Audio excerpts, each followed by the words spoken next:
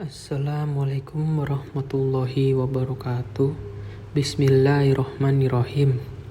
Kami dari kelompok 8 ingin membawakan sebuah makalah yang berjudul Tanah sebagai Jaminan Kredit. Kami yang beranggotakan 3 orang, yaitu Nur Laila Khairun Hasanah, saya sendiri Rizal Raffi Ramadan, dan Zulkarnaidin. Selanjutnya akan saya jelaskan, yaitu hak jaminan atas tanah. Hak jaminan atas tanah dalam hukum tanah nasional kita adalah hak tanggung yang berlaku setelah lahirnya UU PA nomor 5 tahun 1960, menggantikan hipotek dan krediverben sebagai lembaga-lembaga hak jaminan atas tanah yang lama. Hak jaminan atas tanah sebagai salah satu hak penguasaan tanah yang diberikan kepada kreditur dalam hubungan utang piutang tertentu, memberi kewenangan kepadanya untuk mengambil keputusan piutangnya dari hasil penjualan tanah tertentu yang ditunjuk sebagai jaminannya, dengan hak mendahulu kredit-kredit yang lain jika terjadi cedera janji pada pihak kreditur. Hukum yang mengatur hak tanggungan ada 7. Yang pertama, Undang-Undang Nomor 5 Tahun 1960. Yang kedua, Peraturan Pemerintah Nomor 24 Tahun 1997. Yang ketiga, Undang-Undang Nomor 16 Tahun 1985. Yang keempat, Undang-Undang Nomor 4 Tahun 1996 tentang hak tanggungan atas tanah beserta benda-benda yang berkaitan dengan tanah. Yang kelima, PMNA _K BPN Nomor 3 Tahun 1996 tentang bentuk SKMHT, APHT, BTHT, dan sertifikat HT. Yang keenam, PMNA _K BPN Nomor 4 Tahun 1996 tentang penetapan batas waktu SKMHT untuk menjamin pelunasan kredit-kredit tertentu. Yang ketujuh, PMNA _K BPN Nomor 3 Tahun 1997 tentang pelaksanaan PP Nomor 4 Tahun 1997. Selanjutnya, kedudukan istimewa kreditur pemegang hak tanggungan dibandingkan dengan kreditur biasa. Kreditur konkuren. Kreditur pemegang hak tanggungan mempunyai kedudukan istimewa. Kreditur preferen. Yang dimaksud dengan kreditur preferen adalah kreditur yang mempunyai hak untuk mengambil pelunasan lebih dahulu dari hasil eksekusinya pada pasal 1150 BW.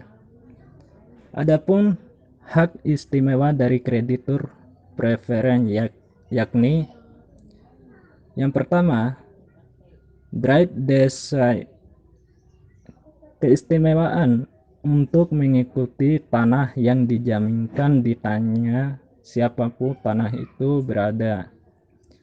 Artinya, kreditur preferen tetap berhak menjualnya jika terjadi cedera janji. Yang kedua, right de preference, keistimewaan yang memberikan kedudukan yang diutamakan kepada krediturnya. Artinya, kreditur preferen lebih berhak mengambil lunasan dari hasil penjualan tanah daripada kreditur lainnya. Selanjutnya ada 3 hak tanggungan. Yang pertama, pemberi hak tanggungan adalah orang atau badan hukum yang mempunyai kewenangan untuk melakukan perbuatan hukum terhadap objek hak tanggungan yang bersangkutan. Yang kedua, pemegang hak tanggungan adalah orang atau badan hukum yang berkedudukan sebagai pihak yang berpiutang. Yang ketiga, objek hak tanggungan.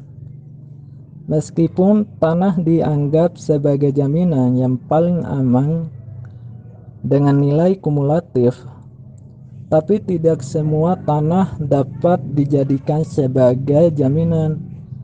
Untuk dapat dijadikan jaminan, tanah yang bersangkutan harus memenuhi 2 syarat. Yang pertama, mempunyai nilai yang dapat dihitung dengan uang, karena menjadi kredit yang bernilai uang. Dan yang kedua, dapat dipindahkan haknya kepada pihak lain, karena dalam hal debitur cedera janji, tanah yang bersangkutan akan dijual. Dalam hukum tanah nasional, yang memenuhi kedua syarat tersebut adalah tanah-tanah hak milik pasal 20 ayat 2 UU PA, hak guna usaha pasal 28 ayat 3 UU PA, hak bangunan pasal 35 ayat 3 UU PA, hak pakai yang diberikan oleh negara pasal 2 PMA 1/1966. Pembebanan hak tanggungan. Pembebanan hak tanggungan merupakan suatu proses, karena hak tanggungan bersifat aksesorir pada suatu piutang atau hubungan utang piutang tertentu. Maka proses tersebut didahului dengan diadakannya perjanjian utang piutang antara debitur dan kreditur. Proses pembebanan hak tanggungan dimulai dengan pemberian hak tersebut kepada kreditur, yang dilakukan di hadapan pejabat pembuat akta tanah yang berwenang. Mengenai pemberian hak tanggungan tersebut, PPAT bertugas membuat aktanya dengan jumlah ganda. 1 lembar untuk keperluan pendaftaran hak tanggungan tersebut pada kantor pertanahan dan lembar lainnya untuk disimpan dalam protokolnya. Tahap berikutnya adalah pendaftaran atau pembukuan hak tanggungan yang diberikan itu pada kantor pertanahan kabupaten atau kota yang bersangkutan. Pendaftaran atau pembukuan hak tanggungan tersebut dilakukan dengan membuat buku tanah dan sertifikatnya. Sertifikat hak tanggungan yang terdiri atas salinan buku tanah dan salinan akta pemberian hak tanggungan yang bersangkutan merupakan surat tanda bukti adanya hak tanggungan yang ada pada kreditur. Prosedur pembebanan hak tanggungan sebagai yang diuraikan di atas diatur dalam Peraturan Pemerintah Nomor 10 Tahun 1961 sebagai pelaksanaan ketentuan Undang-Undang Pokok Agraria yang mendapat penguatan dengan berlakunya Undang-Undang Nomor 16 Tahun 1985.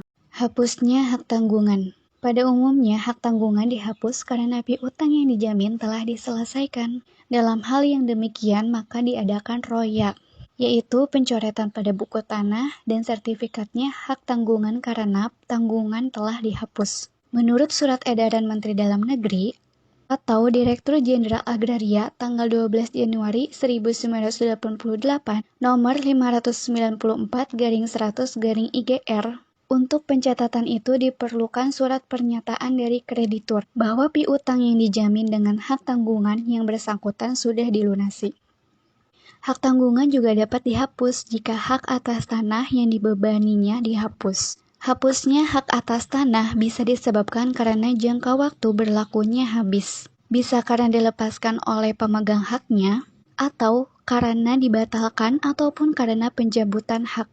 Hak atas tanah juga bisa batal karena hukum jika jatuh kepada subjek yang tidak memenuhi syarat. Oleh karena itu, perlu diadakan perjanjian-perjanjian khusus dalam perjanjian kredit dan atau akta pemberian hak tanggungan yang bersangkutan untuk mengamankan kepentingan kreditur dalam menghadapi kemungkinan-kemungkinan tersebut.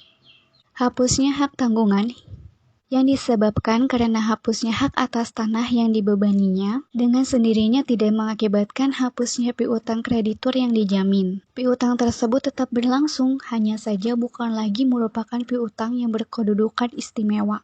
Eksekusi hak tanggungan. Dalam pemberian hak tanggungan dilarang untuk diperjanjikan bahwa jika debitur cedera janji, tanah yang dijanjikan jaminan otomatis akan menjadi milik kreditur. Secara tegas, larangan tersebut dicantumkan misalnya dalam pasal 1178 ayat 1 Kitab Undang-Undang Hukum Perdata Indonesia. Eksekusi hak tanggungan harus dilakukan dengan cara penjualan tanah yang bersangkutan melalui pelelangan umum dengan asumsi bahwa dengan cara itu akan dapat memperoleh harga yang paling tinggi.